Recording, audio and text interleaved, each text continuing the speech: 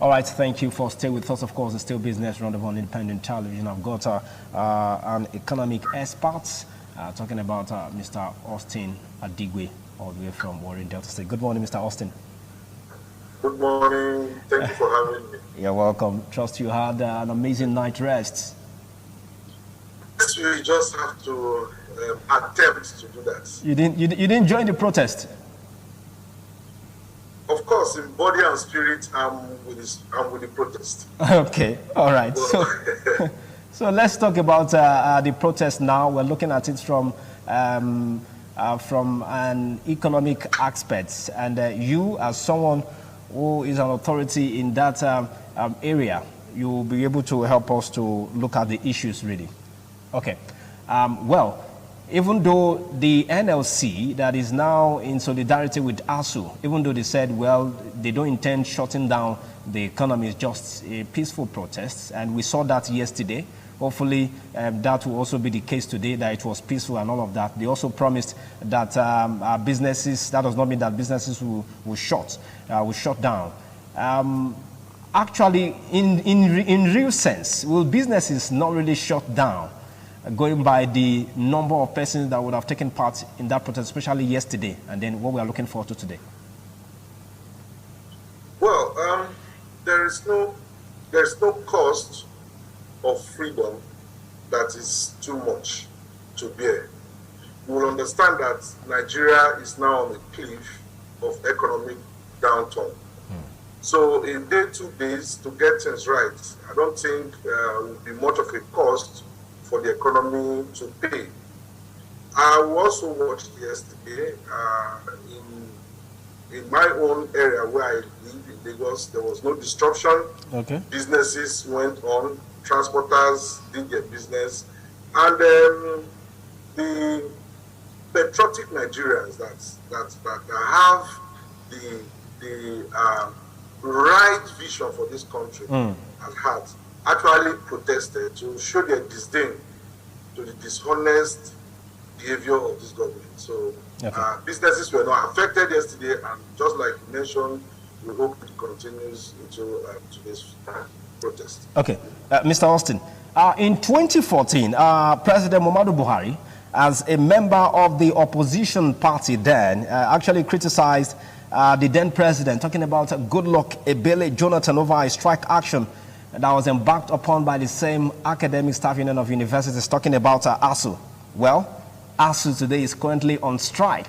And what he said then in 2014, well, he said any government that, of course, will not take very, very seriously the situation concerning education sector, then, of course, that government definitely is not a serious government or shouldn't be taken seriously. And now it is happening under his own, under his watch, you know. I don't know. Do you think... hello? So we simply hold him to his own standards. We simply hold him to his own standards. He has already passed the judgment. This government, as far as I'm concerned, is a colossal failure. Because if you look at the content of those agreements, okay, the memorandum of action that was signed between federal government and ASU in 2020, these agreements were largely to improve the quality of education in Nigeria, the standard of what we find in our ivory towers. So, which responsible government will not key into that? And what are they asking for? What are they simply asking for? Make provision for 1.2 trillion to the universities to be released in phases. Okay. Would that have been too much for the ivory tower, higher institution that produces the skilled manpower that runs this economy? Would that have been too much for them to ask from the government that has borrowed 39 trillion in seven and a half years? So I don't see why anybody in his right senses should not be on the side of ASU. We're talking about our future generation. Even the Constitution, under education objective, Section 18, subsection 1 says, government shall direct its policy towards ensuring that there are equal and adequate education opportunities at all levels. And if you go to subsection 3, subsection 3, further I said, government shall strive to eradicate illiteracy. So how do you eradicate illiteracy? By keeping the young ones at home for months. They are even in breach of the Constitution. So I'm in full support of what NLC has opted to do. We need to rescue our educational system. And this is happening because public officers don't have their words in our schools. They have their children schooling abroad, so they don't give a damn. A university, how can university education be shut down in a serious-minded country since February? For how many months? And yet, the same Nigeria also signed on to Sustainable Development Goal 2030. And of course, education is part of it. How can we be taken seriously? So he has already passed judgment on his government. So we don't need to even emphasize much. It's just to play back that video for him to see what he's doing. More or less like what goes around comes around. Exactly. Exactly. Okay, Mr. Austin. Well, the economy, like you know, is in a dire strait now as we speak. And this time, of course, the inflation hitting the rooftops, cost of diesel is nothing to write home about. Petroleum is beyond the reach of many. I mean, social service is collapsing, foreign exchange scarcity. I mean, the implication is that the average Nigeria is under huge economic pressure. There is a protest. 2 days now. It means that some businesses may not enjoy the normal patronage that they would have enjoyed if the protest, wasn't going to take place. What's the implication of that on the economy generally, as it were? Like I did mention, humans are driven by expectations. And every business expectation in this country has actually been met with stiff resistance by the same government that is supposed to encourage and support these businesses. So the little you're making to support yourself in this harsh terrain would not be so much for you to give up for a better tomorrow. That's the point I'm trying to make. Okay. You have analyzed it all. You've mentioned every single problem that we're facing. So Nigeria has slid into stag inflation. Inflation that is rising and unemployment also rising at the same time. It's a very big conundrum. And this same government seems not to have any idea of how to pull this country out of this mess. So in the web of all these crises, coming out to voice out our disdain, our frustration, coupled with insecurity that permeates the length and breadth of this country. I think this is needed. We cannot just continue to keep quiet because we don't want things to go bad, whereas things are sliding. Check chapter 2 of our Constitution. It says the security and welfare of the people shall be the primary purpose of government. The security and welfare.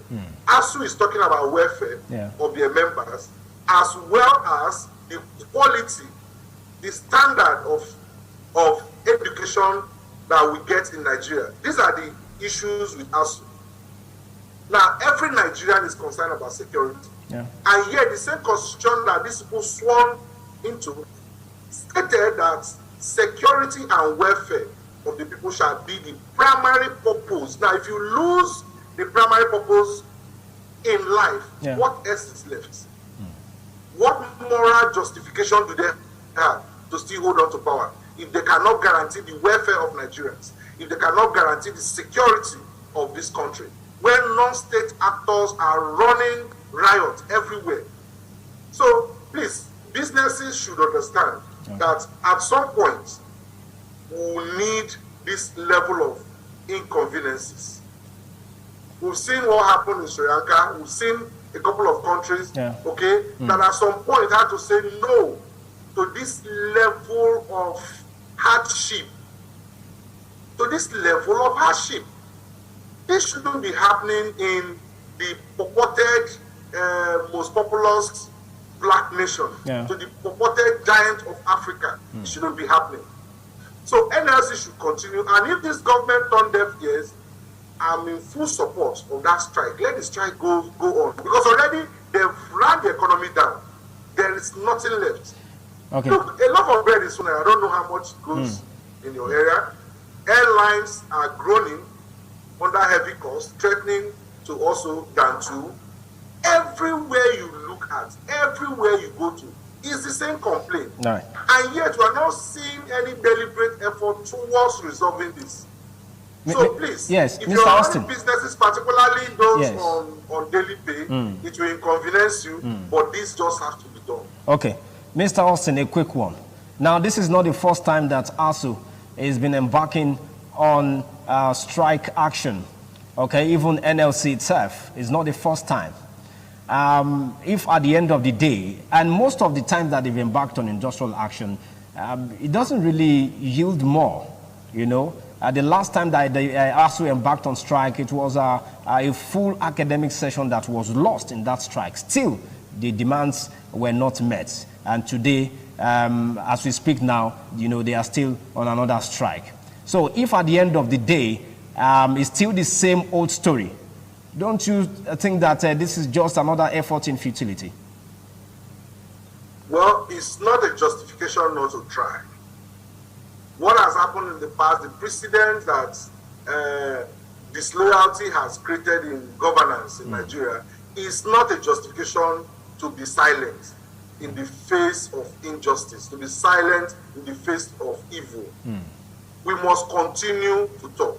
Okay. Whether they will hear and act, or they will hear and ignore as expected, it is, you see, citizenship is not all about carrying your green card. It's all about playing your role.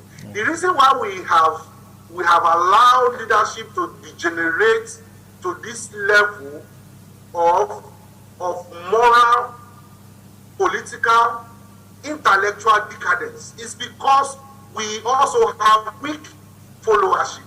Okay. We have enabled these people so much, forgetting that power belongs to the people. That is what the Constitution says. So we keep saying it's all right, let's just let things slide. It's because of that also that the leadership now feels that we are so dumb.